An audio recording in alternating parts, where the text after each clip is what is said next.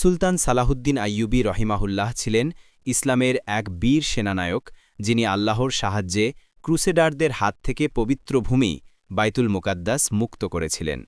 বাইতুল মুকাদ্দাস মুসলমানদের প্রথম কিবলা এবং অসংখ্য নবী রাসূলের পদধূলিতে ধন্য ভূমি। কিন্তু 1099 খ্রিস্টাব্দে ক্রুসেডাররা এটিকে দখল করে প্রায় 70,000 মুসলমানকে হত্যা করেছিল। মুসলিম বিশ্বের হৃদয়ে তখন শুধু একটিই বেদনা ছিল, কখন আবার আমরা এই প্রথম কিবলা ফিরে পাব। সালাহুদ্দিন আইয়ুবী জন্ম নেন 1137 খ্রিস্টাব্দে। শৈশব থেকেই তিনি তাকওয়া, ইবাদত ও বীরত্বে বিশেষ ছিলেন। তিনি রাজকীয় বিলাসিতা এড়িয়ে জীবন কাটিয়েছিলেন আল্লাহর দ্বীনের জন্য। তার উত্থানের সময়ে ইসলামী জগতের জ্ঞান চর্চার প্রধান কেন্দ্র ছিল বাগদাদে শাইখ আব্দুল কাদির জিলানী এর মাদ্রাসা। সেখানকার ছাত্ররা কেবল আলেমই ছিলেন না, বরং আল্লাহর পথে লড়াই করার জন্যও প্রস্তুত ছিলেন।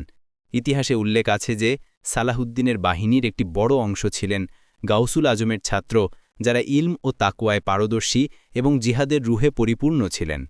এছাড়া ইমাম আবু হামিদ আল গাজ্জালি এর নিজামিয়া মাদ্রাসা থেকেও অনেক আলেম মুজাহিদ সালাহুদ্দিনের সেনাদলে যোগ দেন। এভাবে তার বাহিনী একদিকে ছিল আলেম, অন্যদিকে সাহসী যোদ্ধা।